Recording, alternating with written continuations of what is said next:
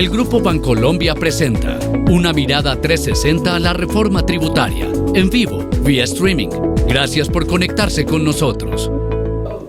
¿Qué tal? Bienvenidos, así es, gracias por conectarse con nosotros. Vamos entre ustedes y nuestro invitado experto a darle una mirada 360, lo más completa posible, a la nueva reforma tributaria. Una reforma con 124 articulitos que quedó sancionada ya en los últimos momentos del año 2018, justamente el 28 de diciembre el Congreso sancionaba esta ley.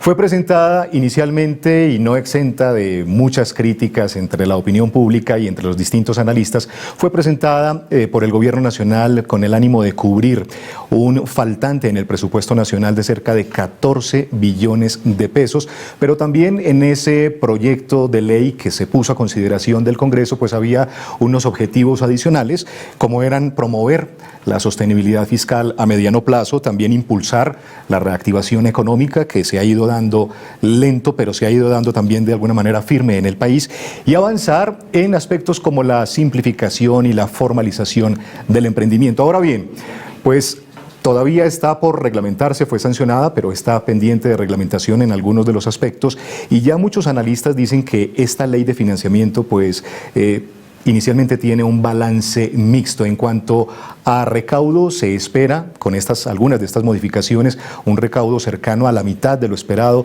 7.5 billones de pesos. Y también, pues ya hay algunos analistas que se atreven a decir, que anticipan que esta ley de financiamiento por sí sola, pues no va a tener mayor crecimiento del PIB en el país en este 2019. Son aspectos, entre muchos otros, que vamos a compartir con ustedes y con nuestro experto invitado, y se los quiero presentar. Aquí está el perfil de nuestro tributarista y especialista en legislación financiera. Daniel Sarmiento Sánchez es abogado de la Universidad Externado de Colombia, especialista en Derecho Tributario del Colegio Mayor de Nuestra Señora del Rosario, especialista en legislación financiera de la Universidad de los Andes y cuenta con estudios de actualización en la Universidad de Yale. Se ha desempeñado como asesor tributario de diferentes entidades en el sector financiero, industrial y de servicios, así como de diversas agremiaciones del país, entre las que se encuentran Asobancaria, Asofiduciarias y Asobolsa. Ha sido docente universitario. Trabajó en diferentes firmas de abogados como Brigar y Urrutia y Cavelier Abogados, y es fundador de la firma Daniel Sarmiento e Hijos, donde desarrolla actualmente su actividad profesional. Ese es nuestro analista invitado, Daniel Sarmiento Sánchez, de la firma DSH, Daniel Sarmiento e Hijos. Daniel, qué gusto volverlo a tener aquí en esta charla virtual del Grupo Bancolombia. Ya usted ha estado en diferentes encuentros cara a cara con muchos empresarios en algunas de las principales ciudades del país, en una invitación que le ha hecho el grupo, y pues finalizamos ya este ciclo de sus conferencias con esta charla virtual. Bienvenido a esta conexión. Carlos Ignacio, muchas gracias. Es un gusto para mí poder estar aquí contigo, tratando de absolver algunas preguntas que surgen de esta última ya reforma tributaria, a la reforma a las que nos venimos acostumbrando los colombianos pues muy frecuentemente. Me imagino que muy poco sueño, muchas horas de estudio y mucho diente a estos nuevos 124 artículos que trae esta ley. Así es, parece ser las personas que nos dedicamos a estas materias tenemos que mantenernos al día permanentemente, y estos continuos cambios pues demandan no solamente de los asesores, especialmente de las personas que están metidas en la liquidación día a día de los impuestos, un muy alto grado de responsabilidad, de estudio, de análisis, para tratar de acertar, que es lo que queremos hacer todos los contribuyentes cada que hacemos la preparación de los impuestos que debemos pagar. Muy bien, Daniel, lo hemos invitado para que le demos una mirada 360 grados a la nueva reforma tributaria, pero eso será posible con sus preguntas, con sus inquietudes, con sus opiniones. Recuerden que ustedes tienen en la parte inferior de esta pantalla un chat, lo mismo tienen una encuesta que más adelante queremos hablar de ella en la parte superior, pero recuerden que está ahí ese chat, y queremos saludar a quienes están conectados con nosotros en este momento, muchísimas personas desde distintas ciudades del país, pero también nos reportan conexión desde Australia, desde Estados Unidos y desde Argentina. Gracias por aceptar esta conexión, y vamos a comenzar. Queremos comentarles, 124 artículos y hemos querido, para tratar de tener la mayor cardinalidad posible sobre este tema, pues vamos a dividir esta charla en 4 segmentos para darle un orden. En un primer segmento vamos a hablar de cuáles son los nuevos impuestos que contempla esta ley 1943, luego unos impuestos modificados, unas modificaciones que se hicieron. La ley termina con las normas antievasión y de procedimiento, pero nosotros no queremos finalizar esta charla de esa manera. Ese será nuestro tercer segmento y hacia el final, un cuarto y último momento, pues lo dedicaremos a compartir con ustedes una especie de inventario de los grandes beneficios que contempla esta ley. Así que, sin más preámbulos, Daniel, básicamente las reformas hasta este momento, pues han buscado reactivar, buscan simplificar, buscan atraer inversión, buscan también combatir la evasión, pero ¿qué les podemos decir a los empresarios que están conectados? ¿Qué es lo más singular de esta ley de financiamiento? Bueno, Carlos Ignacio, tal vez debería empezar por señalar que en los últimos 28 años en el país llevamos 14 reformas tributarias. Eso hace realmente un poco difícil que se mida cuál es el efecto de cada una de las últimas reformas. En esta ocasión se busca fundamentalmente tratar de cubrir unas necesidades, como en todas las reformas, tratar unas necesidades de financiación de los gastos del Estado, pero yo creo que al final, después de revisar uno y repasar la ley, realmente para el sector productivo colombiano se están ofreciendo una cantidad importante de beneficios. Y en paralelo se está subiendo el nivel de responsabilidad de manera muy fuerte para los contribuyentes y para los operadores de impuestos. Tendencia que se ha venido dando, subir ese nivel de responsabilidad, se ha venido dando en el curso de los últimos años, tratando de evitar que por pensar que tenemos una legislación laxa o que tiene agujeros pues, para eludir los impuestos, pues de esta manera trataremos de lograr un mayor recaudo. Entonces, fundamentalmente, beneficios a las empresas importantes, algunos impuestos nuevos que están destinados a mayor recaudo y subir el nivel de responsabilidad para aquellas personas que estamos involucradas en la definición de las cargas tributarias. Daniel, pero antes de entrar en materia, con base en lo que usted me dice, 14 reformas tributarias en cerca de 28 años. Entre los empresarios y entre las personas pues, naturales hay una cantidad más que de certezas, de incertidumbres. Por ejemplo, ¿qué pasa con beneficios que otras reformas han creado a largo plazo? Con estas se derogan, se modifican, ¿qué pasa? Por ejemplo, con esos compromisos a largo plazo. Sí, Carlos Ignacio, es un tema que cada vez es objeto de mayor consulta y es cada reforma tributaria de estas últimas 14 trae la posibilidad de ofrecerle beneficios a los inversionistas a plazos que oscilan entre 5 años, 7, 10, hasta más de 20 años. Pero cada 2 años las cambiamos. Exacto, las reglas de juego se cambian. Eso genera incertidumbre de parte de cualquier inversionista y probablemente no sé si el gobierno tenga la medición del efecto de cada reforma, porque realmente pues... por decirte algo, la última reforma yo creo que no se ha terminado de asimilar, no se ha terminado de reglamentar. Ni siquiera se ha terminado de reglamentar. No se ha terminado de reglamentar, hay temas pendientes aún de reglamentar y ya tenemos que reglamentar la nueva. Entonces, y algunos hechos económicos que por lo general un contrato, una inversión, tienen plazos mucho más amplios, hoy vemos que un mismo negocio puede haber tenido 3 o 4 tratamientos tributarios distintos. Eso pues genera una inseguridad jurídica enorme. Un galimatías.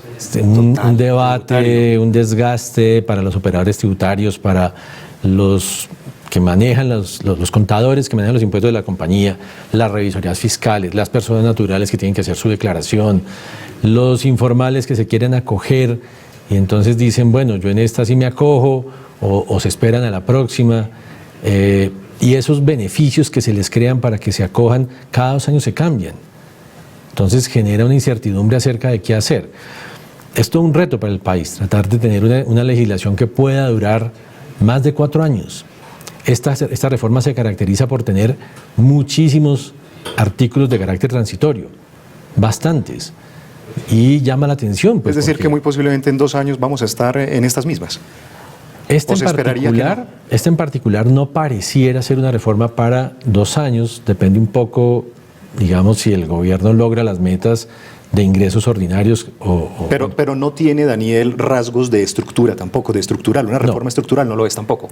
No. Yo creo Lejos que estamos. No es una reforma estructural, pero curiosamente, y te lo señalo de una vez, hay algunos beneficios que operan plenos a partir del año 2022.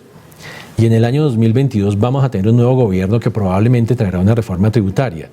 Entonces, cuando uno lee en las reformas tributarias esos beneficios que van a ser a 4 años, digamos que al momento de elaborar la ley pareciera que eso de alguna forma permite que la ley se apruebe, supongo que es eso, pero a los que operamos, un tema pues que tiene cierto grado de complejidad, pero que genera un impacto enorme en las compañías, es que cuando tú, por ejemplo, bajas una tarifa de impuesto a la renta para el año 4 hacia adelante, el impacto financiero para las compañías que tienen que hacer una cosa que hay que hacer hoy bajo NIF, que se llama impuesto diferido, tiene unos saltos enormes por el hecho de pensar que dentro de 4 años se va a bajar esa tarifa, cuando muy probablemente no va a ser así. Muy probablemente el próximo gobierno, depende cómo estemos, trae sus propias inquietudes, traerá sus propias reglas.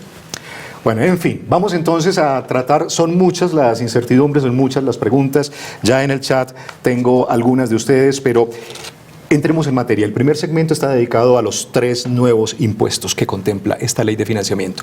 Y comencemos hablando del impuesto al patrimonio. ¿Qué es lo novedoso ahí, Daniel? Bueno, fundamentalmente lo más novedoso es que exista, porque entendíamos que en el país no íbamos a tener nuevos impuestos al patrimonio. Desafortunadamente para los contribuyentes, nuevamente volvemos a gravar el patrimonio. O sea, reincidimos en eso. Reincidimos en el patrimonio. Recurrentemente el Estado no logra despegarse del recaudo que le genera el impuesto al patrimonio.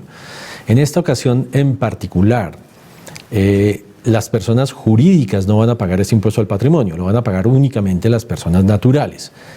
Y tal vez lo más destacable en materia del impuesto al patrimonio es que en impuestos anteriores al patrimonio, las personas naturales retiraban de la base gravable las acciones o cuotas de participación en sociedades. Sobre ese valor no se pagaba impuesto al patrimonio, porque las sociedades lo pagaban. En esta ocasión, al no pagarlo las sociedades, sino solamente las personas naturales, ese valor que las personas naturales tienen en acciones o en cuotas de participación es base gravable para el impuesto al patrimonio. La carga tributaria en cabeza de las personas naturales se vuelve bastante onerosa por esta razón. Ese es un cambio importantísimo porque típicamente restaban las acciones o cuotas de participación y en esta ocasión no. En esta ocasión, acciones y cuotas de participación son base gravable del impuesto al patrimonio. Muy bien, pero ese escenario, ese espectro de personas naturales, pues es muy amplio. Vamos a concretarlo más. ¿Quiénes son sujetos pasivos de pagar ese impuesto al patrimonio? Básicamente las personas naturales que son residentes en Colombia, hacia eso se está dedicado, o personas naturales no residentes o jurídicas no residentes, pero que tengan activos en Colombia, tengan algún tipo de activo en Colombia. Para el caso de las personas jurídicas no residentes, les dice si tienen activos en Colombia distintos a inversiones en acciones en Colombia o inversiones de portafolio en Colombia o cuentas por cobrar a colombianos, esos los retira, pero para este tipo de personas jurídicas no residentes, extranjeras, les grava bienes en Colombia como arte, como inmuebles, como yates, señala expresamente la norma, aviones, básicamente eso es otros activos que tengan dentro del país. Entonces, teóricamente, si esos activos estaban en Colombia 1 de enero, quedaron grabados con impuesto al patrimonio para estas personas. Pero fundamentalmente este impuesto está destinado a cobrarle impuesto a las personas naturales residentes en Colombia. Daniel, les contaba al principio que tenemos empresarios conectados desde Australia, desde Estados Unidos, desde Argentina. En el caso, por ejemplo, de las sociedades extranjeras que prestan servicios de leasing, ¿esas sociedades están sujetas a ese patrimonio, a ese impuesto al patrimonio? No. Las personas jurídicas extranjeras que tienen un bien dado en leasing en Colombia no están sujetas a ese impuesto al patrimonio. Muy bien. ¿Qué exclusiones contempla la ley para este impuesto al patrimonio? Bueno, pues básicamente hay que señalar primero que la base gravable del impuesto al patrimonio es tener un patrimonio líquido superior a 5.000 millones de pesos a 1 de enero de este año 2019. Eso es lo primero que hay que señalar. Y de ese valor se resta fundamentalmente los primeros aproximadamente 450 millones de pesos de la antes se denominaba casa de habitación de la persona natural obligada a declarar, voy a pagar el impuesto. Hoy la ley fue un poco más precisa y dijo, no es su casa de habitación, es la casa donde usted habita. Eso es lo que puede retirar de la base gravable sobre el impuesto al patrimonio. Y de resto, pues fundamentalmente todo el resto del patrimonio va a quedar grabado con este impuesto. Bueno, y dentro de este universo de personas naturales sujetas a ese impuesto al patrimonio, ¿qué particularidades se te ocurren, se te vienen así, grosso modo, a la cabeza que ellos deban tener en cuenta? Bueno, hay dos cosas. Uno, digamos que hay que juntar este impuesto con uno de normalización, que también se aprueba aquí, que permite que esta base gravable sea un poco más baja si se normalizan, si se incluyen en la declaración de patrimonio ciertos activos normalizados. Pero tal vez lo más importante del impuesto al patrimonio, para concentrarnos solamente en el tema del impuesto al patrimonio, es el tema de que los contribuyentes van a tener que pagar impuestos sobre las acciones. Típicamente, las acciones se eliminaban de la renta presuntiva y se eliminaban de la base gravable de impuestos al patrimonio antiguos, y en esta ocasión todas las personas naturales querían tener más en acciones y en cuotas de participación, pues porque tenían cierto beneficio. Y tristemente en esta ocasión ese mayor valor no convino, ya se causó el 1 de enero, no convino porque sobre eso le va a tocar pagar el 1% en el año 2019, en el 20 y en el 21. Muy bien, estamos hablando con Daniel Sarmiento Sánchez, de la firma DSH, Daniel Sarmiento e Hijos, nuestro experto tributarista. Ya nos ha acompañado en otras charlas virtuales hablando precisamente cuando se dan, casi que cada 2 años, Daniel, cuando se da una nueva ley, una nueva reforma. Aquí tenemos a nuestro experto tributarista. Daniel, ya tocabas el tema del impuesto de normalización, que ese es uno de los nuevos impuestos que contempla esta ley. Hablemos de ese impuesto. ¿Cuál es el hecho generador? Bueno, a ver, la normalización se inventó como impuesto en el país en la reforma tributaria antepasada, en donde se buscaba que los colombianos que tuviesen activos no declarados los declararan. Y les indicó que en esa época les decía, si se normaliza ya, es decir, si usted declara ya la totalidad de sus activos, pague el 10%, y eso es todo. Si se demoraba 1 año, pagaba el 11,5%, y si se demoraba 2 años, pagaba el 13%. Y eso se acabó hace un par de años, con el año 2016, 17, si no recuerdo yo mal. Nuevamente ahora vuelve y aparece el tema de la normalización y para los mismos dos casos, le dice a las personas, si usted tiene unos activos que no ha declarado aún, declárelos ahora sí en serio y pague el 13%, arranca con el 13%.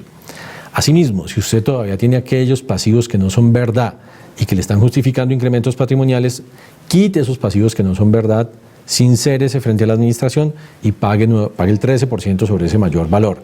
Eso es fundamentalmente lo que trae. Trae unas normas particulares en relación con estructuras creadas en el exterior. Para aquellas personas que han hecho algún grado de lo que estructuras en el exterior para manejar sus patrimonios a través de estas estructuras, y les pone unas reglas en donde identifica claramente en esas estructuras cuándo es el originador de esas estructuras que hizo el aporte a esas estructuras, le dice, usted es el que tiene que pagar ese impuesto al patrimonio, así le haya puesto sus bienes a esas estructuras. Si esa persona llegó a fallecer, la sucesión ilíquida tiene que pagar eso. Y si la sucesión ilíquida ya se liquidó, entonces es el beneficiario el que tiene que pagar eso. Y le hace caso omiso de cualquier regla de estructuración que tenga en el exterior para decirle que en esos casos, no solamente para impuesto al patrimonio, sino para impuesto a la renta, estas personas queden obligadas a declarar estos activos. Y si no los han declarado, les da la oportunidad de pagar este 13% y normalizarlos. Con un beneficio. Escúchame, me alargo un poco en eso. Claro, no. El beneficio consiste en que si son bienes que están en el exterior y los reinvierten en Colombia, entonces la base gravable se reduce a la mitad, lo cual se traduce en que su tarifa no será del 13%, sino del 6,5%. Entonces realmente esa tarifa del 6,5% es más bajita que la mejor que tuvimos en la normalización anterior, y pues es nuevamente una invitación a que el país normalice estos bienes no declarados. Eso es una manera de jugar limpio, de jugar como debe ser. Es una invitación a que los colombianos declaremos todos los activos y finalmente el país pueda recibir los impuestos que se originen en la riqueza real que tienen los colombianos dentro de Colombia y en el exterior. Hay países como Argentina que tuvieron esquemas similares hace unos años y aparecieron sumas monumentales de activos declarados por los argentinos, que es como si hubiera una segunda Argentina que no hubiera estado declarada. Una Argentina paralela. Una Argentina paralela que no estaba declarada. Aquí en Colombia creo que no hemos tenido el mismo éxito y nuevamente se le ofrece a los contribuyentes esa posibilidad. ¿Resulta ser lo suficientemente atractivo los beneficios para estas personas que tienen esos bienes que no han declarado acá para hacerlo? ¿Es atractivo de verdad hacerlo? ¿Qué tantos beneficios más los cobijan? Sí, resulta atractivo. O sea, pues, digamos que el lío ante el cual se enfrenta una persona que no ha declarado sus activos, tanto en Colombia como en el mundo, cada vez se vuelve un problema más complejo de resolver. Y cada vez les van acercando más también. Cada vez las legislaciones tienden a ser más transparente la información. Con un tema adicional que siempre señalo, y es la persona natural que llegue a tener una estructura como esta tiene que pensar es un poquito más en perspectiva de largo plazo, porque estos son activos que viven con un problema asociado. Y si la persona natural no resuelve el problema asociado a estos activos, sus hijos van a recibir esos bienes con ese problema asociado. Y entonces se vuelve un tema de nunca acabar. Entonces es como una invitación a, mire, resuelva el tema, normalícese, evidentemente cuesta, pero normalícese, declare y ya, te solucionó el tema. Sirve pensar, Daniel, que no habrá ni acción penal, ni sanciones cambiarias, no habrá IVA sobre esa normalización. ¿Eso también incentiva? Por supuesto, esta reforma en particular señala unos beneficios expresos más amplios que la anterior. Entonces dice, no genera renta, no había sido necesario informarlos en medios magnéticos, no había que haberles declarado precios de transferencia, no había que haberles causado IVA. Es decir, cierra la posibilidad de que la gente diga, no, es que si me normalizo, sí, no me cobra renta, pero me va a cobrar otra cosa. En esta es un poco más amplia en eso. Debo señalar aquí que tal vez esas situaciones, esas preocupaciones se generan por nuestra inseguridad jurídica, porque como la ley vive cambiando y porque como en la práctica las personas que se normalizan, algunas dicen, venga, yo me normalicé y finalmente me están preguntando cosas.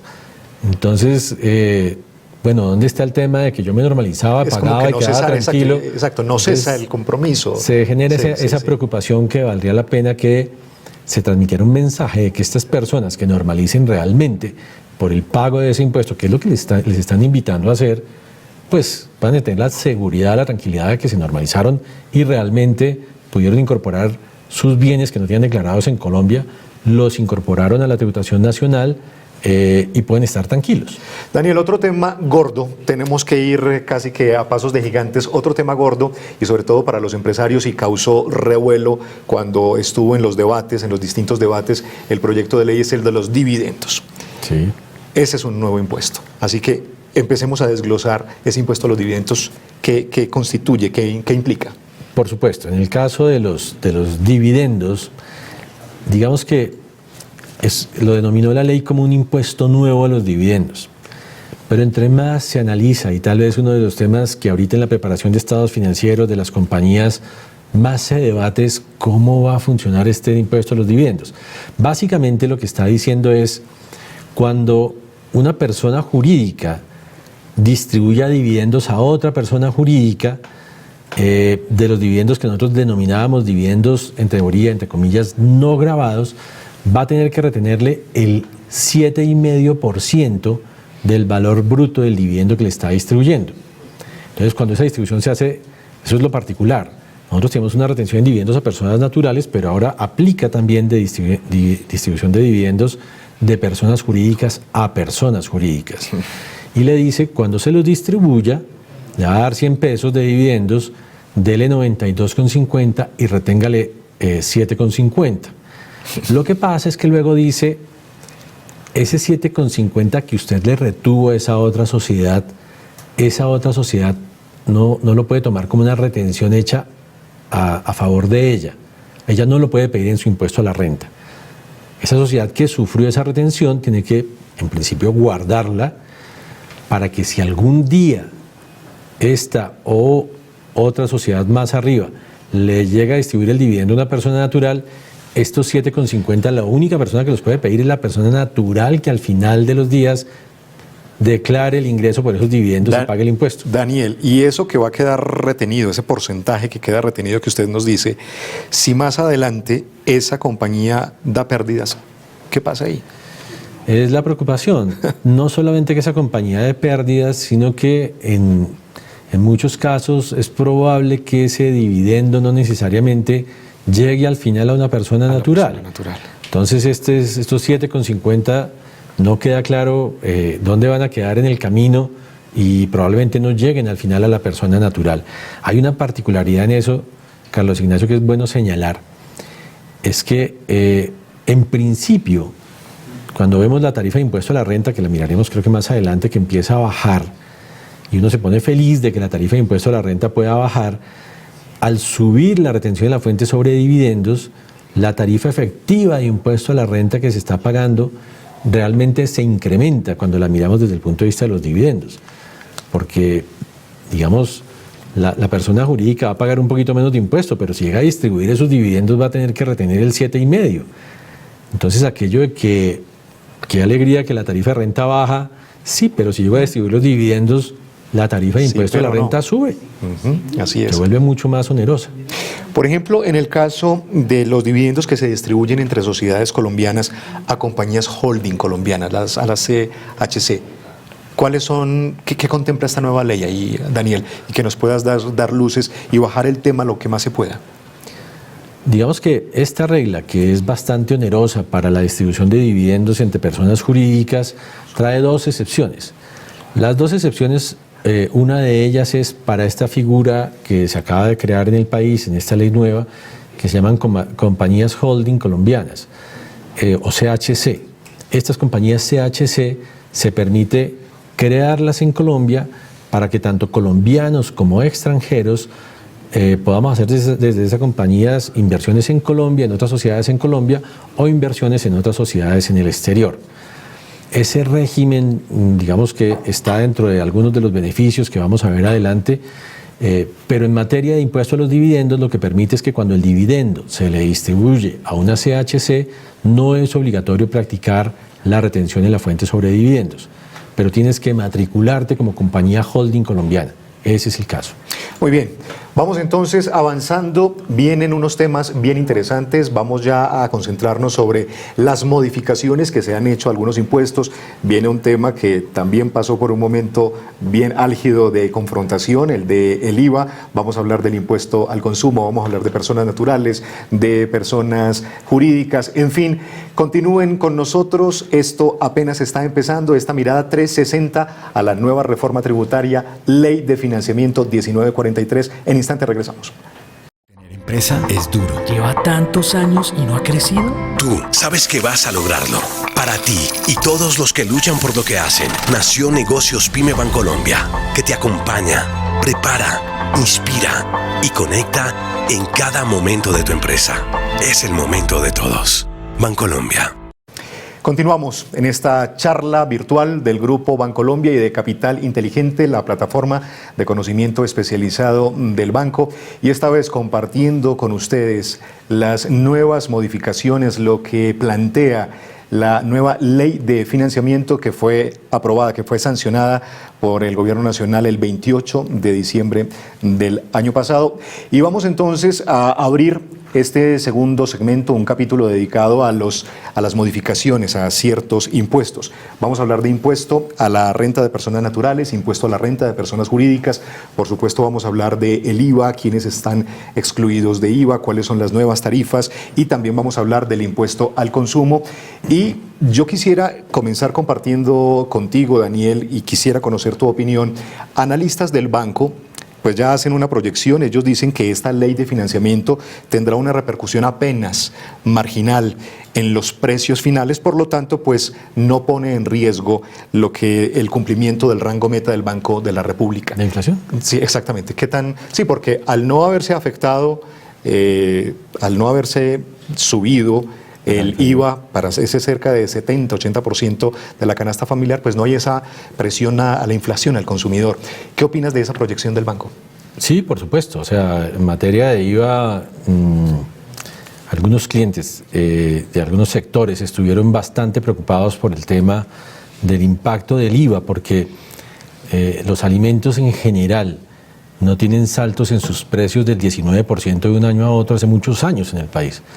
Entonces, cuando se pensaba en gravar los alimentos con un IVA del 19% o del 18%, pues ese era un salto en valor de precios de canasta familiar bastante grande, y la preocupación es que entonces eso impacte el consumo, porque la capacidad, el drop size de las personas, de la capacidad de desembolso que tienen para consumir alimentos, pues no salta igual. Entonces, normalmente eso restringe consumo y había gran preocupación al respecto. Al no haberse aprobado eso, pues de alguna manera, por supuesto, no generó inflación. Decían que es que la inflación se genera solo en el primer año, pero después ya no, de acuerdo.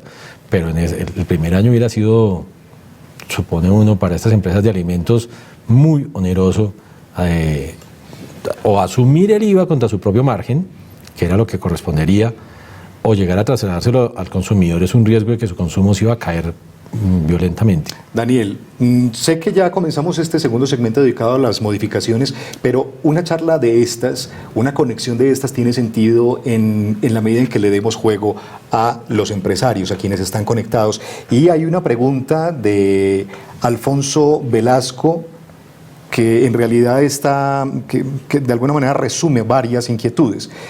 La retención, quizás nos devolvemos un poquito, la retención del 7.5% de los dividendos también aplica para personas naturales.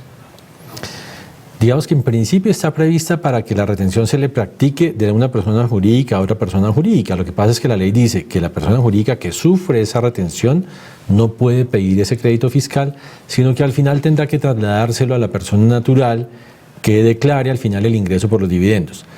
Y cuando se le pase a la persona natural, la ley lo que dice es: la retención en la fuente por dividendos pagados a personas naturales es del 15%.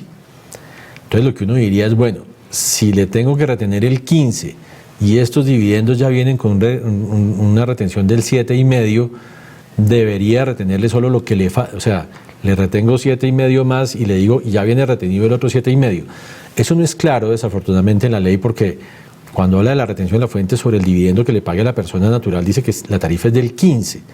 Probablemente tenga que venir un decreto reglamentario aclarándonos cómo aplicamos ese traslado de la retención en la fuente del nuevo impuesto a los dividendos a las personas naturales. Lo que dice la norma por allá es que la persona natural podrá bajar su impuesto en el valor de esa retención que hubo sobre el impuesto nuevo a los dividendos.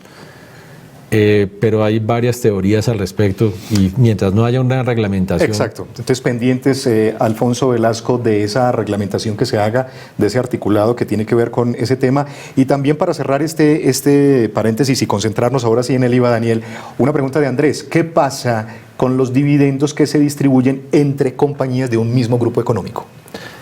Sí, de acuerdo. Omitimos eso, gracias, Andrés.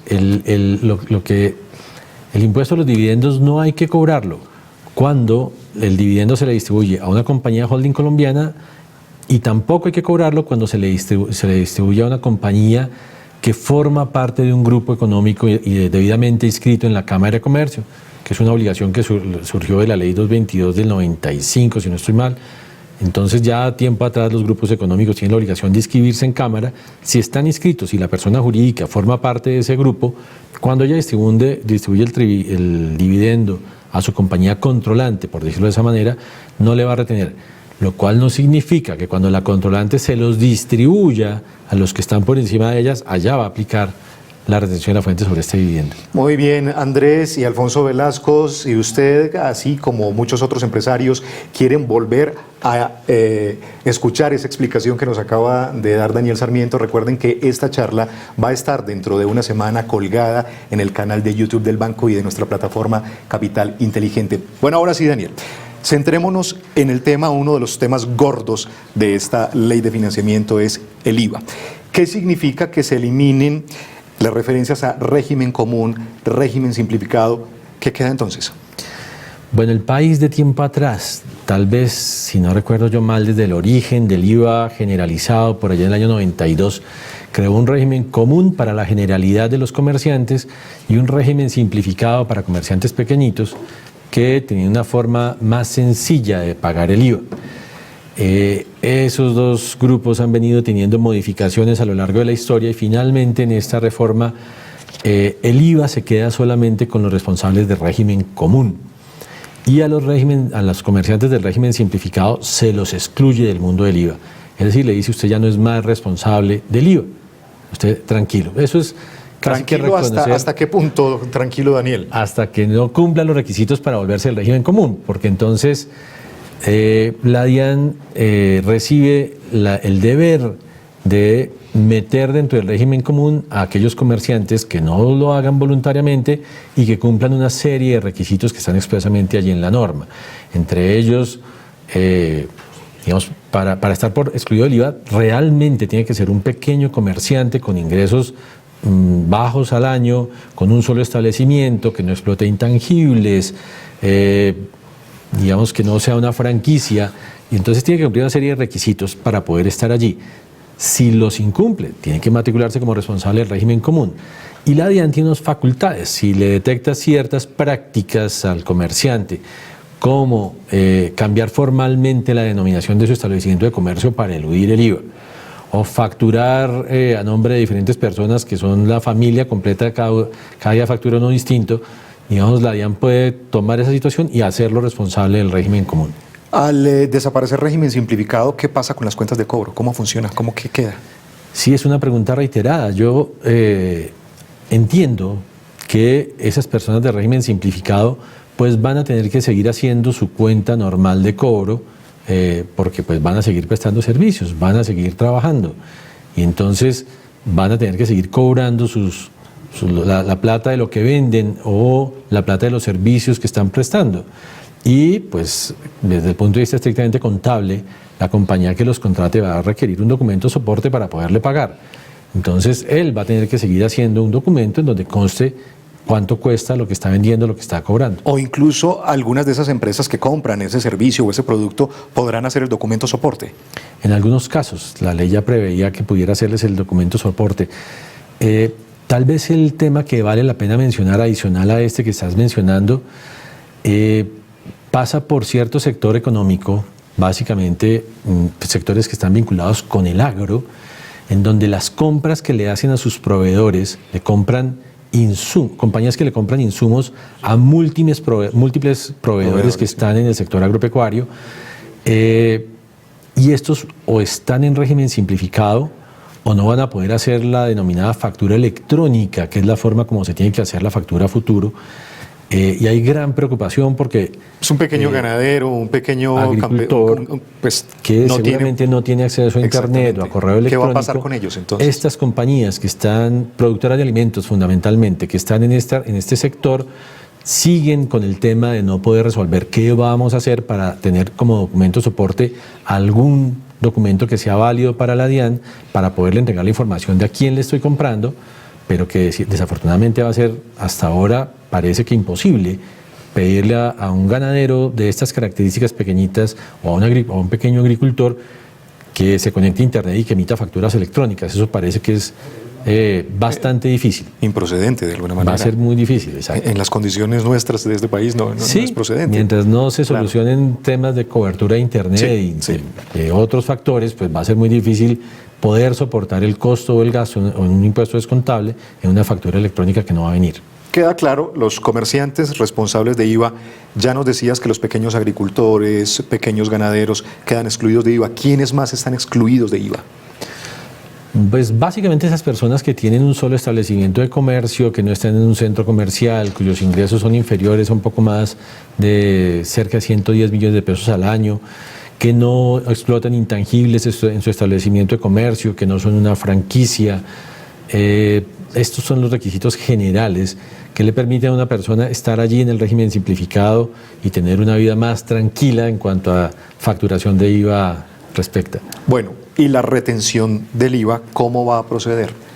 La retención en IVA se mantiene. La norma señala que la retención del IVA podrá llegar hasta el 50% del impuesto, pero que se mantiene en el 15% del impuesto, y a no ser que sea por pagos al exterior a compañías no residentes que presten servicios en Colombia, en cuyo caso la retención es del 100% del IVA. Pero fundamentalmente en materia de retención del IVA, pues no va a haber cambios.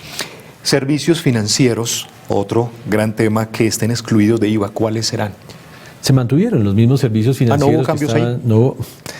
La norma de servicios excluidos de IVA es todo un reto, porque es una norma larga con múltiples numerales, a la que en particular le cambian la redacción. Por decirte algo, había un numeral que contenía servicios financieros y otras cosas, y finalmente lo que se hizo fue partir ese numeral, ponerlo en 3 numerales distintos, digamos, para retar al tributarista que se la lee, para estar seguro de que las exenciones se mantuvieron, las exclusiones se mantuvieron. Pero después de que las miras, sí, las exclusiones en base gravable de servicios financieros están igualitas, solamente que están abiertas en diferentes numerales. Daniel, aquí tenemos una pregunta de Juan Alberto. Dice, con la derogación del artículo 491, ¿ya el IVA en compras de activos fijos se puede descontar? Sí, ese es más que en IVA. Esa es una modificación en impuesto a la renta. Digamos que el IVA es un beneficio muy grande que en las propuestas del gobierno al Congreso de la República mostraban que era un costo monumental, lo que podía significar en finanzas del Estado el tema de darle a los empresarios la posibilidad de llevar este IVA como descontable de impuesto a la renta, pero así quedó aprobado. Es un gran beneficio para las empresas.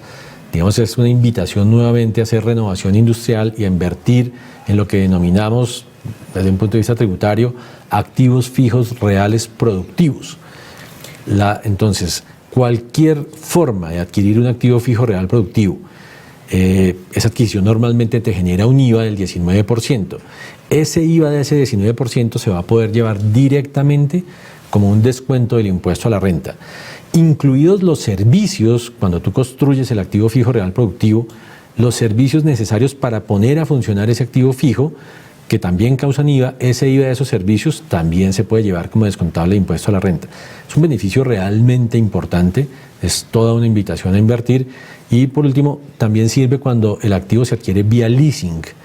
Para el locatario que compra ese activo vía leasing, también le permiten que ese leasing, que normalmente se lo financian en la compra vía leasing, ese IVA no lo tiene que llevar como parte del valor del activo, sino que lo lleva como una cuenta por cobrar a la DIAN para llevarlo como un descuento del impuesto a la renta.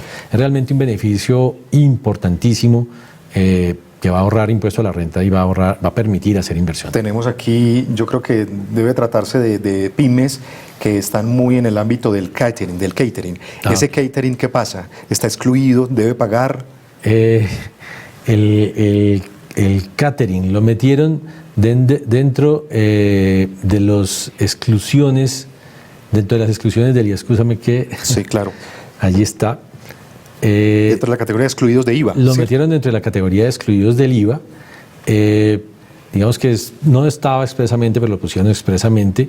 Hay 2 cambios, ese y el de las explotación de este negocio de comidas y bebidas bajo franquicias. Entonces, también quedan excluidas. A estos de franquicias les dio la posibilidad nuevamente de acogerse o al IVA o al impuesto al consumo, y les da un plazo como hasta mediados de este año para que escojan finalmente en cuál de los 2 impuestos se quieren acomodar para pagar. Joana, gracias por estar conectada con nosotros. Joana dice, una persona de régimen simplificado que venda en un centro comercial debe facturar IVA. No, si estás en un centro comercial no puedes estar en régimen simplificado. Es una de las prohibiciones. O sea, si el comerciante está ubicado dentro de un centro comercial, ya quedó responsable del IVA del régimen común. Categórico. Luz Ordóñez. Luz, saludo. Ella nos pregunta, ¿el IVA de los intangibles también es deducible? Buen tema. El IVA de los intangibles. Pues lo que dice la norma es que se puede llevar como descontable el IVA de activos fijos reales productivos. Los abogados definimos bienes reales como bienes corporales, no intangibles. Entonces uno diría que esta norma no está hecha para la adquisición de intangibles, que evidentemente hoy en día tiene IVA, pero cuando la norma dice reales, probablemente no esté incluyendo los intangibles. Más sobre IVA, Daniel, y esta nos la pregunta Víctor Rivas. Víctor dice, IVA en compras deducibles en propiedad, planta y equipo, ¿lo puede hacer efectivo frente a un IVA generado sobre el AIU en la actividad de la construcción? ¿Te la repito? No. Me deja pensando, la entendí, pero me deja pensando.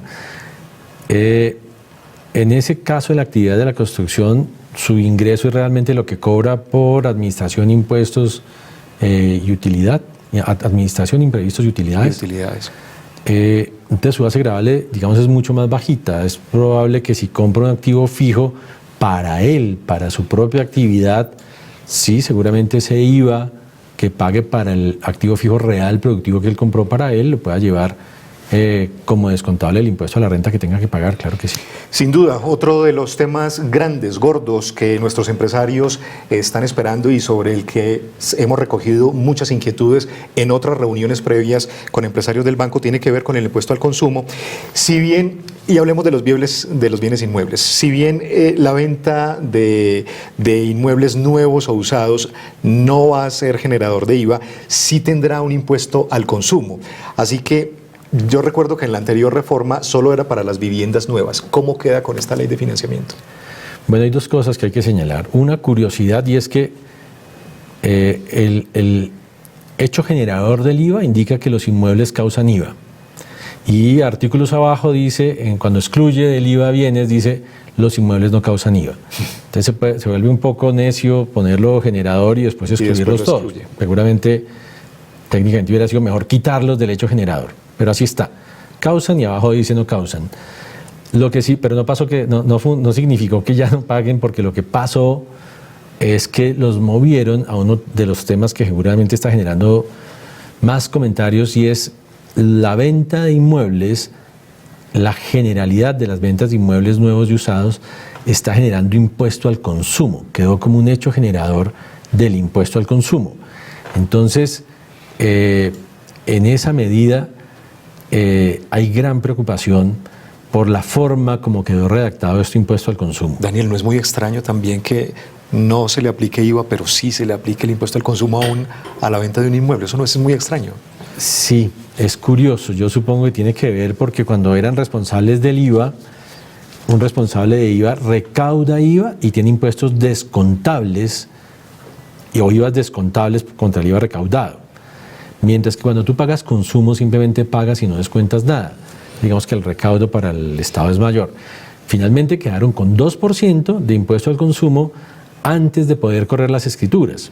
Entonces es para inmuebles de más de cerca de 920 millones de pesos, todo tipo de inmuebles, excluyendo solamente ciertos inmuebles que sirven para desarrollos de proyectos de vivienda de interés social o BIP, o otros inmuebles que se llaman algo así como dotacionales.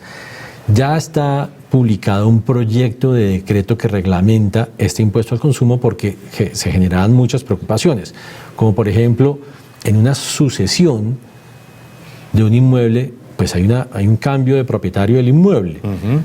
Y entonces esa escritura de cambio de propietario del inmueble va a generar impuesto al consumo, o otras situaciones como por ejemplo el aporte del inmueble a un patrimonio autónomo causa impuesto al consumo, cosa que preocupa porque quien aporta un patrimonio autónomo queda con unos derechos que por transparencia se tratan como inmuebles. Él realmente no se desprendió de su inmueble, él sigue siendo dueño de unos derechos fiduciarios que le representan ese inmueble. Entonces, si le cobran impuesto al consumo, le cobran 2% por entrar a la fiducia. Si después liquida la fiducia y le devuelven el inmueble, un inmueble que ha puesto en garantía, 2% por recuperar su inmueble. Y si lo llega a vender en serio, otra vez 2% por venderlo.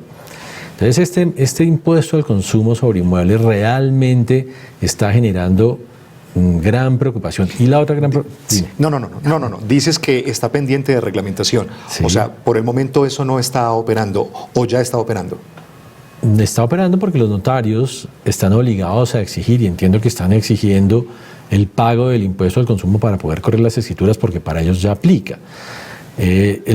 el primer proyecto de decreto reglamentario que yo vi fue el del impuesto al consumo, precisamente porque hay otro tema que era el que te quería señalar. El de la otra preocupación, si te interrumpí. La ley no señala expresamente quién lo paga. Entonces dice quién es el responsable, dice que el vendedor es el que tiene que ir a pagar el impuesto al consumo, pero a renglón seguido dice que ese vendedor no puede tomar ese impuesto al consumo como costo o gasto para él. Entonces uno diría, entonces yo lo pago, pero usted que me compra el inmueble es el que puede llevar eso como costo o gasto. Entonces en la transacción de compraventa de un inmueble entre dos personas, pues no está claro a cargo de quién es el impuesto al consumo. Solamente está claro que el vendedor lo tiene que pagar, pero que después él no lo puede llevar como costo o gasto. Entonces uno diría, bueno, págamelo tú, que es que tú sí lo puedes pedir como costo o gasto, pero eso no está claro en la ley. Y ese proyecto de decreto tampoco parecería aclarar ese tema. ¿Y cuándo se esperaría que estuviera claro en la ley? Uno esperaría, la expectativa es que en el decreto reglamentario se aclarara un poco cómo iba a funcionar ese tema del impuesto al consumo en compraventa de inmuebles, que es bastante complejo. Daniel, aquí hay una pregunta que toca concretamente una fecha. Dice Paola Ramírez, ¿es obligatorio u opcional el paso del impuesto al consumo al IVA a los que operan bajo franquicias a 30 de junio, como lo contempla la ley? ¿Es obligatorio u opcional? Entiendo que es opcional. Lo que yo leí en la parte inicial de la norma es que, lo dice expresamente, tal vez es el artículo 2, si no recuerdo mal, que señala que tendrán hasta una fecha, hasta mitad de este año, estos que operan bajo franquicias para optar, quedarse en IVA o pasarse impuesto a consumo. Bueno, y Sandra, creo que ya quedó, si has estado bien atenta y conectada, creo que ya quedó respondida la pregunta. Decía Sandra, si se vende un apartamento que es una vivienda, ¿esta también genera el impuesto al consumo? Sí, siempre y cuando tengas una vivienda que valga más de cerca de 920 millones de pesos. Ese es el piso. Ese es el piso. A partir de allí, en la venta de inmuebles es necesario pagar el impuesto al consumo. Muy bien, hablemos, Daniel. Daniel, dentro de este segundo segmento, ya nos faltan cerca de 4 minutos para terminarlo. Hablemos de otro gran aspecto que es el impuesto de renta a las personas naturales. Las personas naturales, ¿vamos a pagar más? ¿Vamos a pagar menos? ¿Esta reforma cómo nos trata? Digamos que hubo ciertas modificaciones de forma y unas modificaciones de fondo para las personas naturales. La de forma es que, bueno, para las personas naturales venimos de unos esquemas de IMAN e IMAS hace unos años y después hace un par de años de cédulas.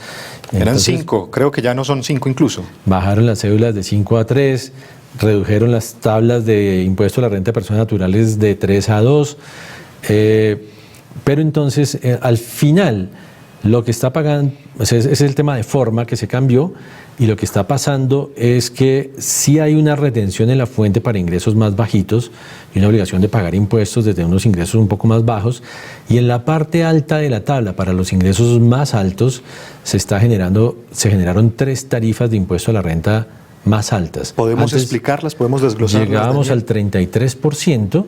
Y ahora esas tarifas están llegando, tenemos una tarifa del 35% y una del 37% y del 39%.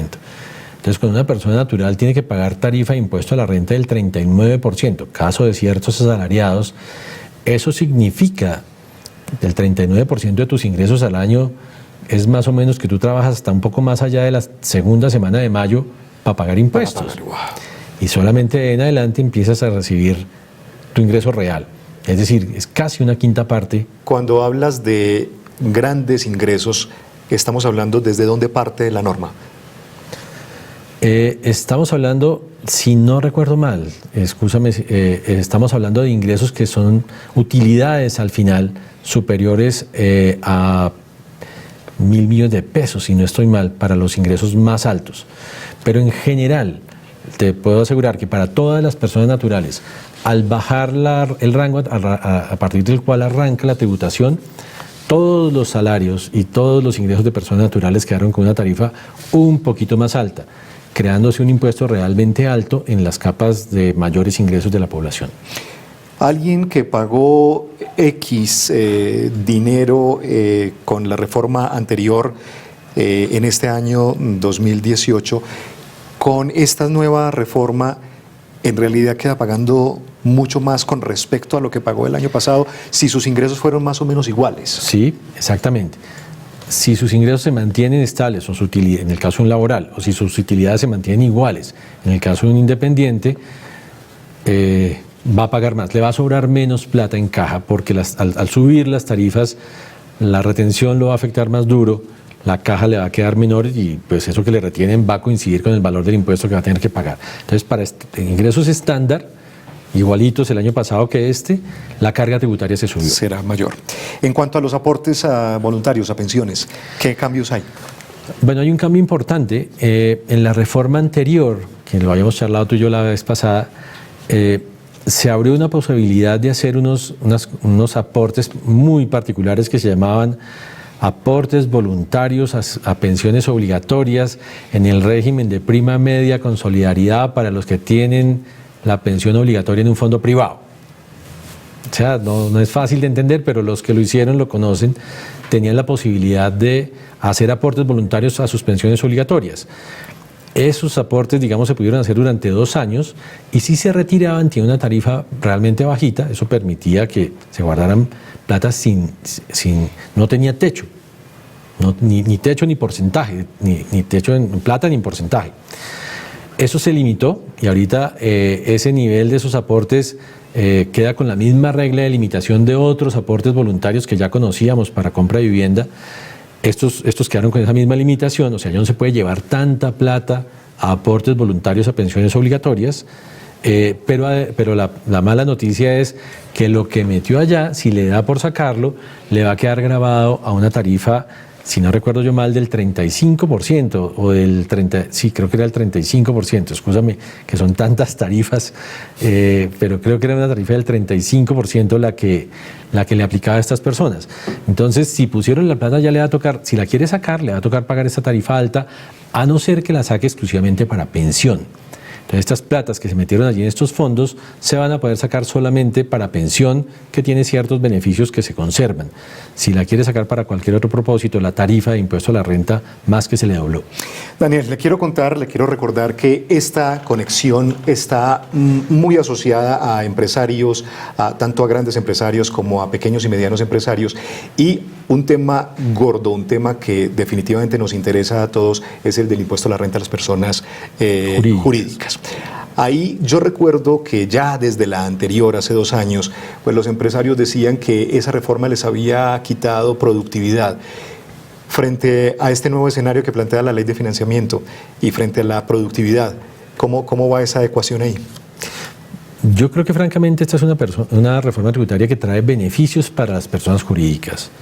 O sea, realmente si tú ves las listas, las cantidades de beneficios que vienen acá, hay realmente un interés de que se incentive la inversión y de que nuevamente, como el tema del IVA que hablábamos ahorita y otros que podemos ver más adelante, que le dan a las personas jurídicas la posibilidad de bajar su carga efectiva de impuestos. Entonces, uno diría que para personas jurídicas realmente la reforma les está proponiendo la alternativa de generar beneficios en la medida que hagan inversión. Pues casi que ese fue uno de los bombos con los que se promocionó esta ley de las muchas gabelas, de la mucha zanahoria. ¿Realmente sí es tanta la zanahoria? ¿Por qué no empezamos a desglosar cuáles son los beneficios? Bueno, realmente el listado de beneficios es importante. O sea, tenemos beneficios para las personas jurídicas en eliminación de renta presuntiva, tenemos beneficios en reducción de la tarifa de impuesto a la renta, tenemos beneficios en nuevas rentas exentas, tenemos una gama nueva de rentas exentas para inversiones en hotelería, para inversiones en parques ecológicos, en parques temáticos. Economía naranja. Tenemos rentas exentas para economía naranja. Que ya vamos a hablar de eso. Teníamos rentas exentas para inversiones en el campo.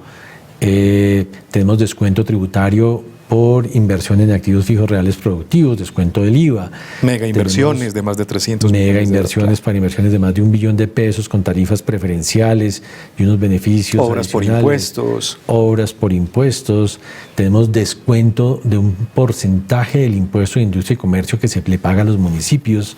Es decir, realmente la reforma, cuando tú haces el listado, tiene un listado importante de beneficios a los cuales pueden acceder las personas jurídicas, y es al final uno diría, ojalá se mantengan estos beneficios y se vuelvan ejecutables, viables para las personas jurídicas, porque pues la teoría dice que más que se recauda más cuando aumentas la inversión y hay más personas generando utilidades gravables que cuando subes los impuestos a los mismos sobre sus propias utilidades. En cuanto a, por ejemplo, las pymes, ¿qué les puedes decir a los empresarios que están aquí conectados con nosotros en esta charla virtual? ¿Cómo los trata a ellos particularmente esta ley de financiamiento? Bueno, digamos que hay que ver cuál es la definición de pymes. O sea, si la definición de pymes es compañías de ingresos de 30.000 millones, pues estas pymes van a verse igual beneficiadas por estos beneficios que acabamos de listar. Pueden hacer renovación industrial, el IVA de los activos fijos lo piden como descuento, el ICA, pueden pensar en invertir en estas zonas o en estos temas que les generan rentas exentas. Pero si hablamos de pymes o MIPYMES que llaman, que son ingresos hasta cerca de 3.000 millones de pesos al año, la norma les da un beneficio nuevo, que es el tema del régimen simple. El régimen simple va a aplicar para personas naturales y para personas jurídicas que tengan ingresos por cerca de 2.800 millones de pesos al año. Esto le apunta a dos cosas: a la simplificación de la forma como estas compañías o personas cumplen sus obligaciones tributarias y a darles una tarifa de impuestos neta sobre sus ingresos, sin necesidad de hacer depuraciones, de llevar gastos deducibles. Y les da algunos beneficios adicionales, y es que el impuesto que tengan que pagar restan sus aportes, una parte de sus aportes parafiscales. Entonces, de alguna manera les compensa también los aportes parafiscales. La ventaja de este régimen simple es que lo puso para un grado de ingresos mucho más alto que el que traían otros beneficios de años anteriores. Lo está poniendo en cerca de 2.800 millones de pesos de ingresos al año, que es ingresos de más de 200 millones de pesos al mes, que puede ser interesante para lo que se identifica como esa parte del país que sigue en un mundo de informalidad y que con este tipo de regímenes se le invita a que se formalice. Tal vez lo más importante aquí es que estas normas duren, porque así como ahí está hoy... Si al menos una lograra quedarse quietecita claro, unos claro, años. Porque hemos tenido otras hacia atrás que han durado un corto plazo y luego se modifican y entonces ya desaparecen y entonces ya no tenemos el beneficio, y eso genera que seguramente haya desconfianza en que este tipo de normas van a tener permanencia en el tiempo. Otra buena noticia, un buen anuncio que trae esta ley es para los empresarios que piensan en la capacitación de sus empleados, de sus colaboradores, que tienen programas de estímulos de educación a primera infancia o a los hijos de los empleados. Ahí, ¿cuáles son las deducciones que se están contemplando, Daniel? Sí, es muy interesante. Lo que se le está proponiendo a los empresarios es que puedan tener unos aportes para educación de sus trabajadores o de sus familias, o unos aportes a programas para estimulación temprana o educación de primera infancia de los hijos de sus trabajadores, y ese tipo de aportes se los permite llevar como gasto deducible al empresario, pero lo más importante es que indica que esos aportes que haga el empresario no son ingreso para el trabajador. Entonces, porque ese tipo de aportes en la legislación anterior podían ser considerados como un ingreso indirecto del trabajador, en cuyo caso la compañía lo llevaba como gasto, pero el trabajador lo llevaba como ingreso. Entonces, de alguna manera no lo hacía tan interesante. Esta reforma permite que las compañías puedan entrar en ese tipo de programas de apoyo a la educación, llevando el gasto como deducible, sin que ese gasto el trabajador lo tenga que llevar él como ingreso gravable. En eso consiste el beneficio y realmente es interesante. En cuanto a los empresarios que le apuntan a actividades creativas, a la economía naranja, ¿cuáles son el buen tratamiento? ¿La gabela para ellos es cuál? Bueno, la reforma incluyó dos grupos grandes en rentas exentas. Uno es la economía naranja y otro es la inversión en el campo. En economía naranja básicamente lo que se está haciendo es premiar la creatividad. Normalmente el país tenía unos beneficios para temas con altura científica que requerían una aprobación de Colciencias que exigía cumplir con una serie de requisitos realmente fuertes para que ese tipo de beneficios que Colciencias aprobaba, pues se los otorgara a quienes realmente tenían, digamos, altura científica en sus desarrollos. En este caso, lo que se está premiando es la creatividad, lo que se está premiando es al emprendedor creativo que logra sacar adelante proyectos no de altura científica, sino creatividad en audiovisuales, en publicidad, si no recuerdo yo mal, diseño de joyas, diseño de moda, escribir libros. Pero tiene que haber una inversión mínima. No es cualquier tipo de inversión, cualquier tipo de proyecto creativo. Así es, claro. Este tipo de beneficios siempre demandan un esfuerzo de parte de ese emprendedor, y en este caso el esfuerzo significa que en el caso de la economía naranja invierta al menos 150 millones de pesos a lo largo de los primeros 3 años, y que además presente su proyecto ante el Ministerio de Cultura y el Ministerio de Cultura le dé un ok a su proyecto. Con ese ok del Ministerio de la Cultura, este emprendedor de economía naranja va a tener 7 años de tarifa cero de impuesto a la renta. 7 años de tarifa cero. Sí. Para el agro son 10 años de tarifa cero. Para el agro van a ser 10 años. Y economía naranja, 7 años. 7 años. Ayúdanos a precisar para estos empresarios que le estén apuntando a eso, no se trata necesariamente de nuevas empresas creativas, sino de nuevas inversiones, nuevos proyectos. Sí, en el caso de la economía naranja ha surgido mucho esa pregunta de qué pasa con los que ya estaban metidos en estos proyectos, en este mundo del negocio de la creatividad.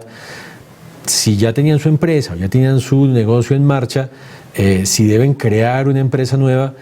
En principio la norma, la ley, no exige la creación de una empresa nueva para el caso de la economía naranja, lo cual significaría que probablemente el Ministerio de Cultura permita que quien ya está metido en ese negocio simplemente lleve un proyecto de inversión nuevo, y ese proyecto de inversión le permita acceder a este beneficio a este empresario de la economía naranja.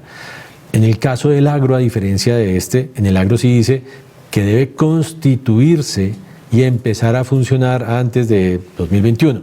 Y ahí viene entonces el problema también con otras empresas de ese sector que hace rato están allá en el campo trabajando y dicen, bueno, y yo que llevo tantos años no voy a poder acceder a estas gabelas. Exactamente, esa es un poco la preocupación de quienes ya están en esas dos áreas de negocio, pero digamos que el permiso, hay 2 limitaciones para las que no afectan, digamos, a grandes empresas, pero sí a pequeñas empresas, y es que el Ministerio de Agricultura, en el caso de la inversión en el campo, tiene que dar un ok, y en el caso de la economía naranja, el Ministerio de Cultura tiene que dar el ok. Y estas empresas, ninguna de ellas puede tener ingresos de más de 2.800 millones de pesos al año, porque si no pierden el beneficio. Entonces digamos que de allí los limita para que arranquen, les permite arrancar con tarifa cero, y si son exitosos y sus ingresos pasan de allí, pues entonces ya les toca pasarse al mundo de la tarifa plena de impuesto a la renta, pero les permite arrancar, que es lo difícil. Es una invitación a que apoyar a estos emprendedores o a iniciar empresas de este tamaño en el agro para generar empleo y hacer inversiones. Daniel, si te parece, pues tema en eso hay muchísimo, hay mucha letra para leer, pero necesitamos avanzar y necesitamos pasar a nuestro siguiente segmento. Esta ley de financiamiento plantea de nuevo pues normas contra la evasión. Dice el ministro Alberto Carrasquilla que la evasión en Colombia por cuenta de renta y de IVA supone más o menos unos entre 30 y 40 billones de pesos, es decir, casi el 4% del PIB nacional. Tema importantísimo que, por supuesto, lo trae esta nueva reforma tributaria. ¿Sabían que han oído hablar de la SOMAC? Pues bien, vamos también a hablar de ellas en nuestro siguiente segmento. Ya regresamos muy en breve. ¿Dónde está el futuro? ¿Aquí? Creemos que acá, en el conocimiento.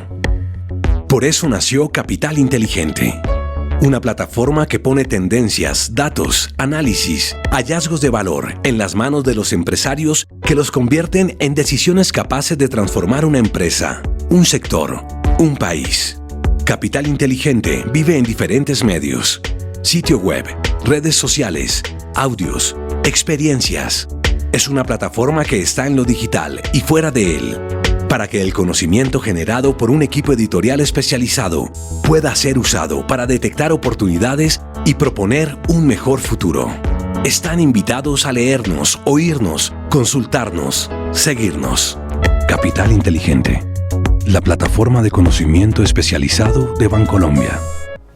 Aquí estamos en vivo y en directo desde Bogotá, 5:11 de la tarde, y estamos en esta charla virtual dándole una mirada 360 a la reforma tributaria, y en este tercer segmento que les hemos prometido desde el comienzo, que vamos a concentrarnos en las normas antievasión y de procedimiento, pues tema clave, el gobierno sigue buscando y sigue apostándole a controlar, a combatir la evasión, pero antes yo quisiera, porque quizás nos pasamos por alto, Daniel, un tema bien interesante y del que muchos empresarios hablan en la calle y también muchas personas naturales.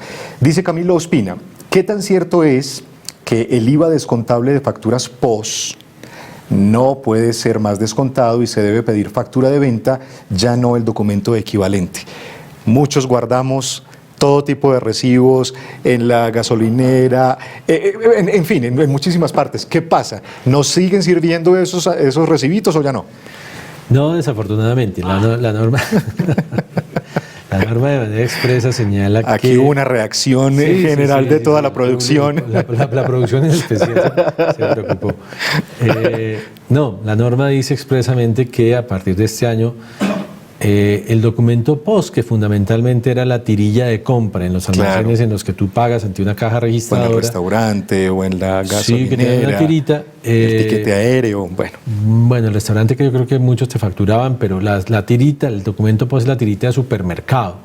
Esa tirita de supermercado, que era el documento de punto de venta, no sirve para soportar IVAs descontables, ni costos ni gastos deducibles. Entonces la norma expresamente señala que en el evento en que tú necesites o estés haciendo una adquisición de un bien que es costo o gasto de tu actividad y te dan esta tirilla POS, tú le puedas pedir a esa persona jurídica que adicional a la tirilla POS te dé una factura, y esa persona jurídica está obligada a darte la factura que te soporta tu costo o gasto para que tú lo lleves como costo o gasto o pidas el IVA como descontable.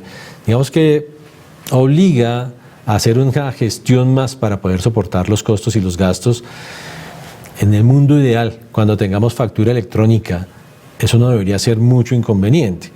Hoy en día, cuando todavía no tenemos factura electrónica, parece un tema bastante más complejo decirle a una persona de estas que factura con una tirilla que te entregue una factura, pues no se ve realizable, no se ve posible. Entonces a Camilo Ospina y a los mismos que tienen esa misma inquietud, las noticias no son buenas, el escenario no es muy despejado. Tienen que empezar a pedir, no cargar esas tiritas, sino pedir facturas de todo lo que hacen para poder llevar sus costos, soporte de costos y gastos e impuestos descontables. Muy bien, Daniel, vamos entonces a darle curso muy rápidamente, creo que nos faltan unos 15 minutos de esta charla virtual a este segmento dedicado a las normas antievasión y de procedimiento. No es la primera vez que un gobierno pues busca penalizar la evasión, pero quizás sí es la primera vez que se lleva ese delito a no excarcelable. Y hay un avance. ¿Qué nos puedes contar sobre eso?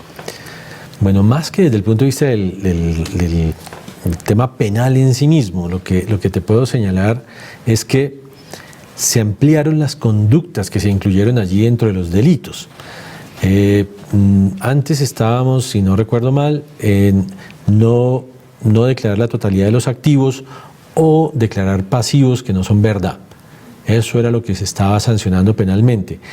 Ahora también una particularidad es declarar activos por valor menor al real, también se vuelve delito, así como se vuelve delito otra serie de conductas como no declarar la totalidad de los ingresos, declarar gastos que no son verdad. Defraudación. Sí, pero hay una que preocupa un poco y es declarar retenciones en la fuente, descuentos o en general ciertos beneficios que sean improcedentes. Cuando tú estás hablando de improcedencia es distinto de inexistentes. Entonces no es que le estés mintiendo a la administración en la declaración, es que le estés diciendo cosas que no tenías derecho a pedir a pesar de que sean verdad, de que existen, pero se venció el plazo para pedirlas o la regla la estás aplicando de manera distinta. Digamos que se genera preocupación por el hecho de que se incrementa, se amplía los lo que llaman los penalistas los tipos penales que se originan en las declaraciones tributarias, con esa responsabilidad de que las penas son más altas, y entonces eso genera más preocupación. De otro lado, le está diciendo a los contribuyentes que para que eso pueda ocurrir, debe haber una liquidación oficial de la DIAN en firme que establezca esa situación, y además se requiere que el director de la DIAN o su delegado formulen una denuncia penal contra ese contribuyente. Entonces digamos que sí existe el tipo penal, pero no va a funcionar de manera automática, sino que requiere que realmente, supongo yo, se identifique ese intento de defraudar a la DIAN para que ocurra esa denuncia penal. Y ahí volvemos de nuevo al tema de la factura electrónica. La factura electrónica seguramente va a solucionar mucho ese problema de la evasión, esa tentación de la evasión. Sí, seguramente. Uno, desde varias administraciones de directores de impuestos desde hace algunos años, identifican la factura electrónica como una de las medidas para combatir la evasión porque ha funcionado en otras jurisdicciones. Entonces, en la medida que funcione la facturación electrónica, pues en otras jurisdicciones ha subido el nivel de tributación y se ha bajado el nivel de evasión. El país todavía no logra engranar la facturación electrónica, aunque ya hay un grupo de grandes contribuyentes obligados a facturar electrónicamente, y el resto del país en el curso del año tendrá que empezar a facturar electrónicamente según como lo reglamente la DIAN. Daniel, pero ¿qué implicaciones tiene que la evasión sea tratada más como un delito contra Hacienda Pública y no como un delito de orden económico? Ese salto trae unas consecuencias. La verdad no te sabría decir. Es delito el hecho de que lo clasifiquen en un capítulo. Casi que lo equipara con corrupción. Sí, digamos el bien jurídico tutelado, como decíamos cuando estamos en la universidad estudiando penal, puede cambiar, pero igual sigue siendo delito. No te sabría decir desde el punto de vista penal qué efecto tiene, probablemente sea el tema de la no descarcelación, pero probablemente por eso fue que lo movieron, pero ese es un tema, digamos, penal en el que hay todo un mundo y unos especialistas que manejan ese tema. Bueno, otro aspecto es que se abre la posibilidad de parar los intereses y discutir, seguir discutiendo con la DIAN, que antes uno se tenía que allanar, pagar y listo, y no podía discutir. Toda la razón, sabes bastante. Ahora sí, lo que se abre el espectro. Sí, lo que permite la nueva legislación es lo siguiente. Antes, nuestro sistema sancionatorio estaba hecho para que, cuando la DIAN identificaba que un contribuyente había cometido un error en su declaración, aceptara prontamente ese error, pagara una sanción reducida y pagara unos intereses reducidos. Y si el contribuyente quería terminar el proceso con la DIAN, tenía que pagar y dejar de discutir, allanarse a lo que la DIAN le estaba proponiendo. La reforma trae una posibilidad que en algunos casos se estaba pidiendo, y es que es posible que cuando la DIAN te está reclamando, tú decidas pagarle a la DIAN en ese instante lo que está reclamando con intereses y sanciones reducidas, pero tú no estás de acuerdo con lo que la DIAN está diciendo, lo único que quieres es parar el tamaño de tu contingencia.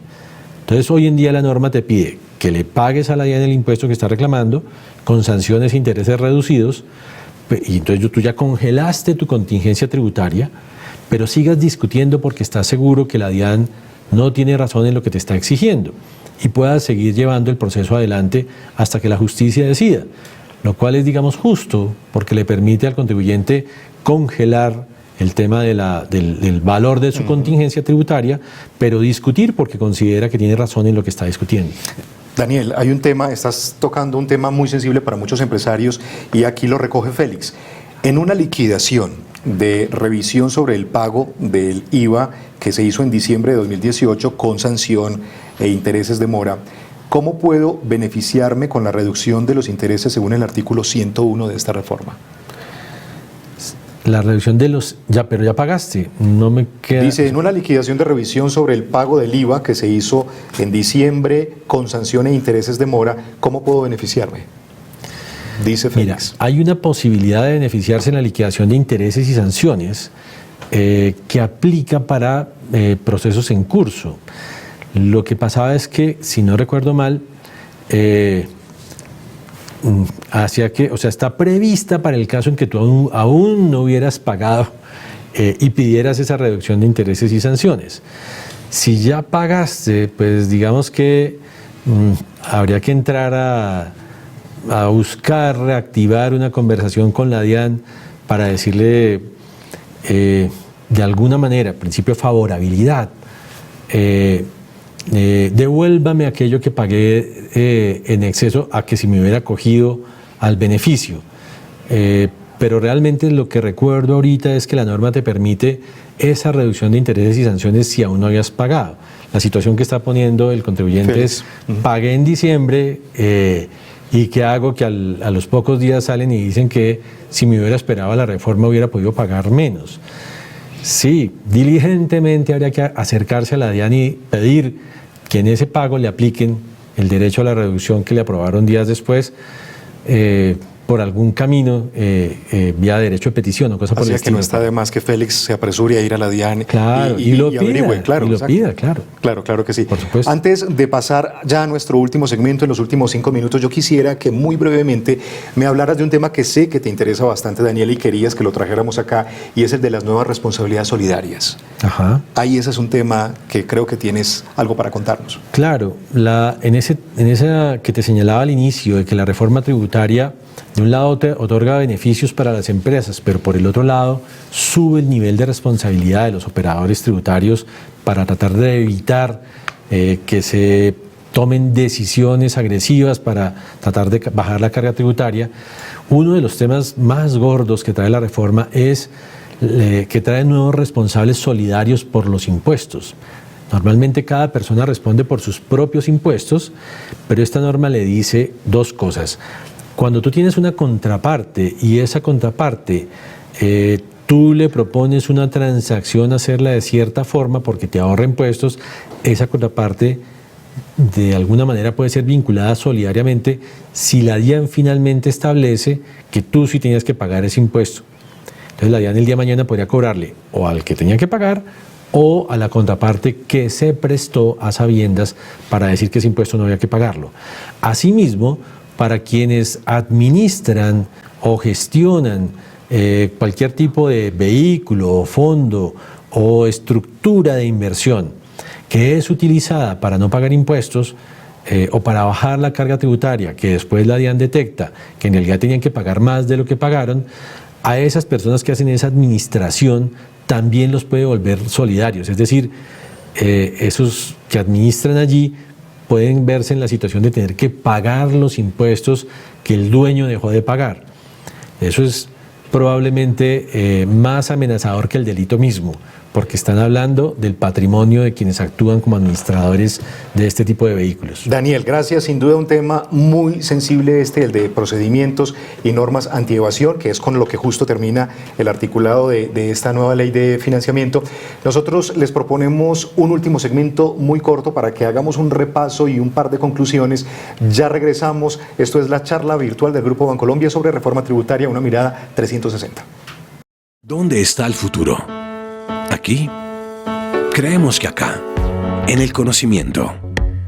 Por eso nació Capital Inteligente, una plataforma que pone tendencias, datos, análisis, hallazgos de valor en las manos de los empresarios que los convierten en decisiones capaces de transformar una empresa, un sector, un país. Capital Inteligente vive en diferentes medios: sitio web, redes sociales, audios, experiencias. Es una plataforma que está en lo digital y fuera de él, para que el conocimiento generado por un equipo editorial especializado pueda ser usado para detectar oportunidades y proponer un mejor futuro. Están invitados a leernos, oírnos, consultarnos, seguirnos. Capital Inteligente, la plataforma de conocimiento especializado de Bancolombia. Tener empresa es duro. ¿Lleva tantos años y no ha crecido? Tú sabes que vas a lograrlo.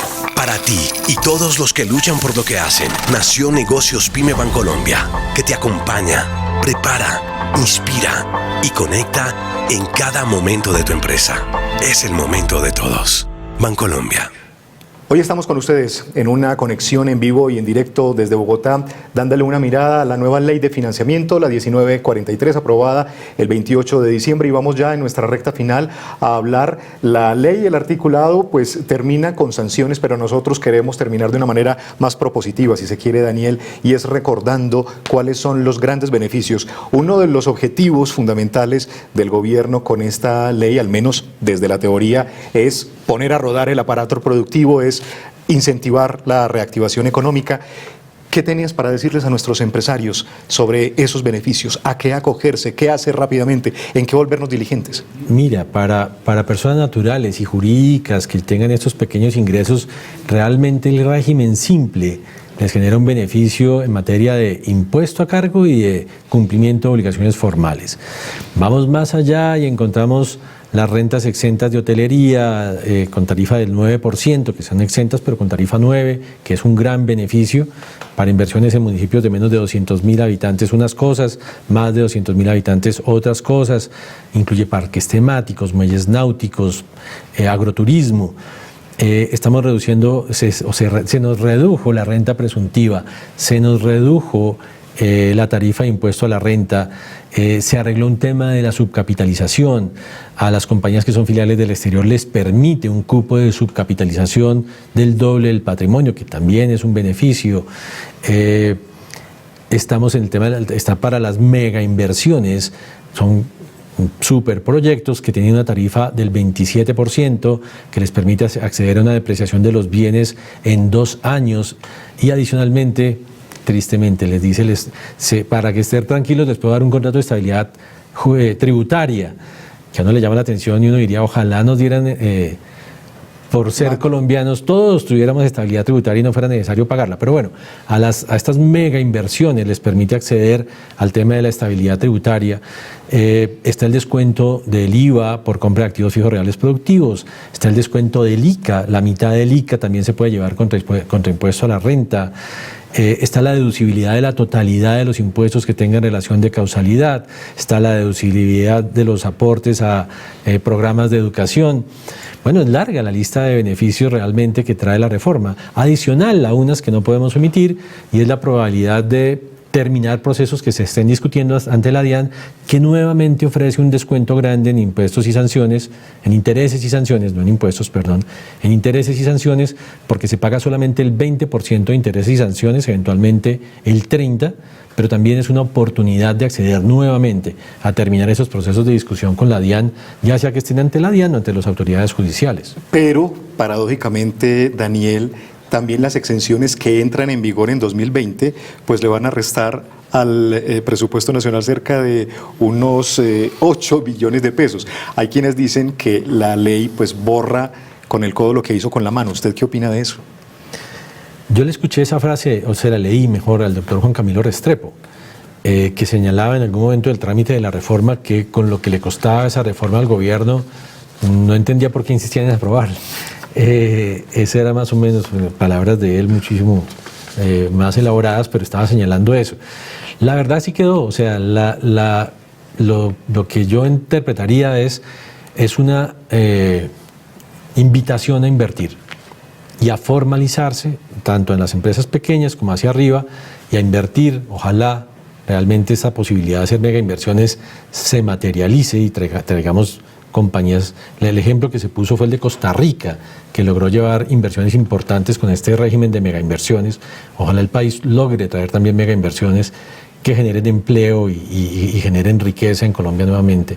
Y para las demás empresas es una invitación a hacer reconversión industrial, a crear programas de educación y a acceder a todos estos beneficios de deducibilidad y descuentos que trae la nueva ley de reforma tributaria. Pues Daniel Sarmiento Sánchez, de la firma DSH, Daniel Sarmiento e Hijos, nuestro experto tributarista, además experto también en legislación financiera, invitado ya un par de ocasiones aquí en nuestras charlas. Gracias por venir a explicarnos semejante tema denso al que hay que meterle mucho el diente. Usted se ha pasado los primeros días de este año estudiando y hablando con los empresarios, y bueno, pues tema todo el que se quiera. Quiero contarle, Daniel, a través suyo a todos nuestros quienes están conectados con nosotros, Al comienzo, para ustedes poder acceder a esta transmisión, pues debieron haber diligenciado ese primer pantallazo. Si ahí nos dejaron su correo electrónico, pues ténganlo por seguro que vamos a enviarle material muy relevante